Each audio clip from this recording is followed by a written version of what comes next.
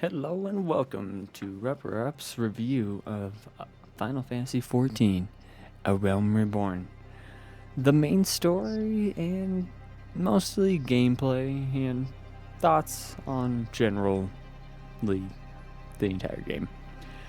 There will be some spoilers, some visual spoilers, so if you're not into that, head on out. This is a review though, so some spoilers to be expected. I try to keep it fun, try to keep it mostly to the point of my thoughts, but we'll see. I think this is going to be a lot of fun. Appreciate y'all coming in, checking it out. Hit the like button, subscribe button, and let's get into it. Final Fantasy XIV is a story-based game. That's what all the reviews and the guides say online. The community is a mainly spoiler-free, warm, welcoming bunch of individuals that if you spoil or leak their Final Fantasy XIV story, they'll tear you to shreds. Or so I've been told. Now, I'm not here to ruffle any feathers or spoil any Sundays, and I liked the story, but it wasn't all for me.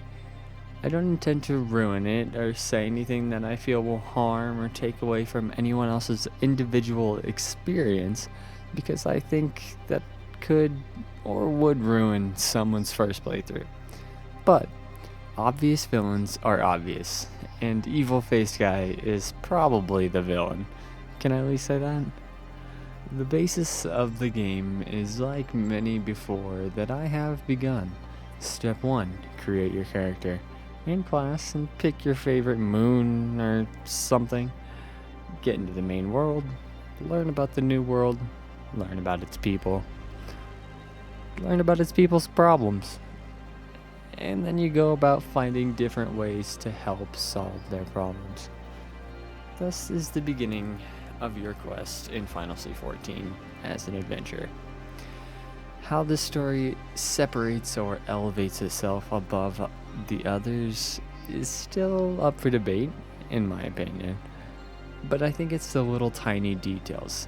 The main character being someone that has the power of memory and is implied to know about the game's early launch and failure is a key point to the plot and the story. Now, I think that's a ballsy move. Taking the failure of your MMO and infusing it into the story of your new one. This great calamity was a crap launch, and this is a way to reboot without completely giving up everything you've believed in.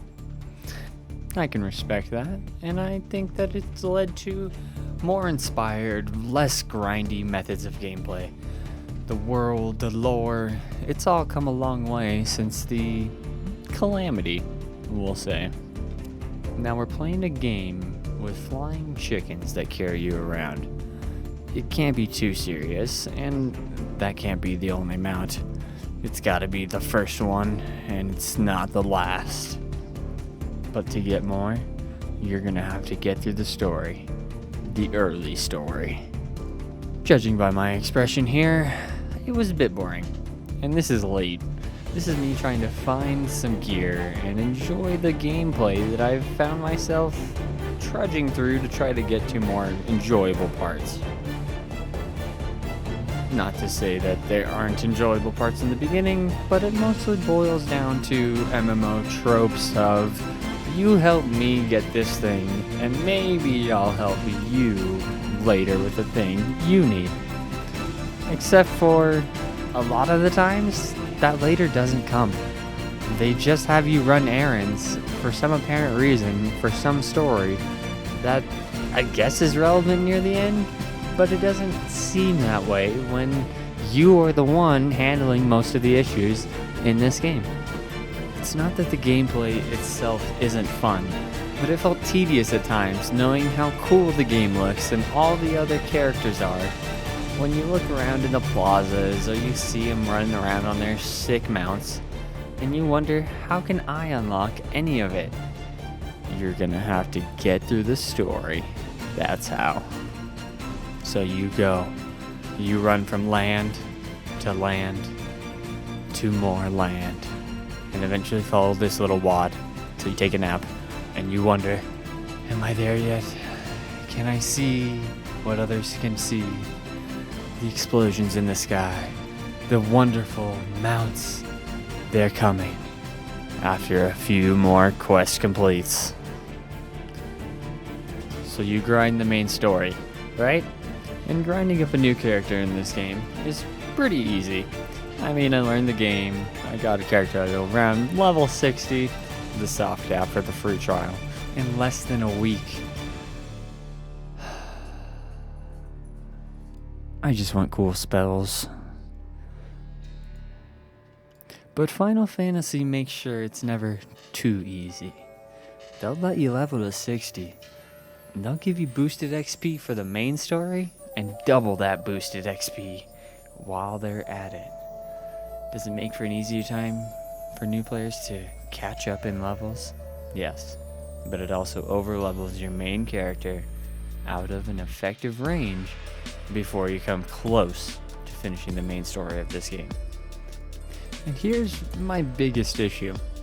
If you're afraid players will get bored if they aren't high enough level, why not let them access some of the higher level content before they finish the main story?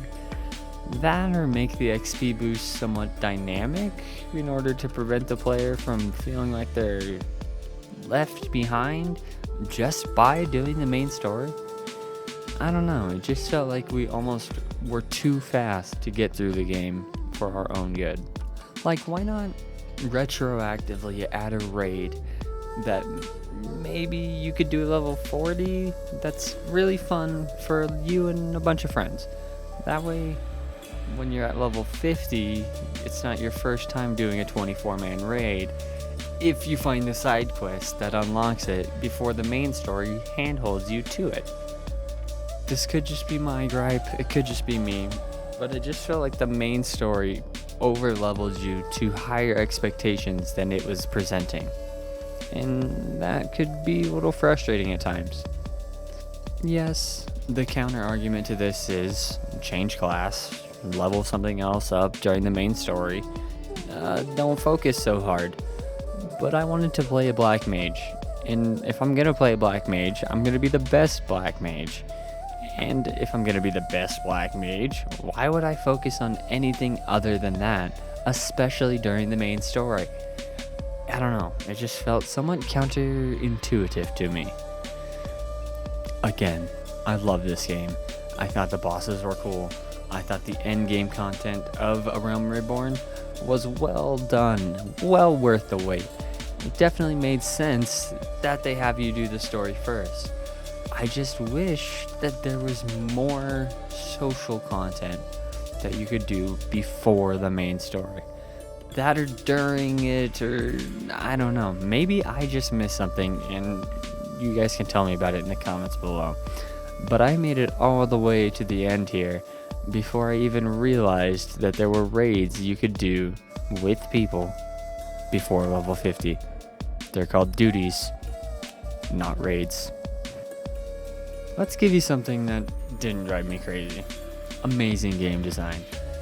Everything about it, from the weapons to the world, to the beautiful scenery and the lively battle animations, the villains that felt a little Darth Vader-y at times, but definitely earned their right in the story by the end. It might not have been Luke, I'm your father, but you know, I worked with them. That, plus the fact that they don't charge you a damn thing until you're past level 60 on any job, which means you could get to level 60 on every job. That's pretty cool. It's a really warm, inviting way to get people to come play your game. Now, is it the best way to keep them playing? I don't know. But the combat felt satisfying, the bosses were cool, and when I did get to raids, they all were worth the wait. All being said, I had a lot of mixed feelings playing Final Fantasy XIV, A Realm Reborn, for the first time. I will say that it did and still has frustrated me. I'm still not to the first expansion, and it's a little frustrating with all the side patches they have, but it's a fun game, and I'm not sad about any time I play. Hopefully you've enjoyed the video. Hopefully you'll leave a comment telling me your favorite and least favorite parts of Final Fantasy XIV, A Realm Reborn. And maybe I'll see you on my Twitch channel, rupperup.twitch.tv. Thanks.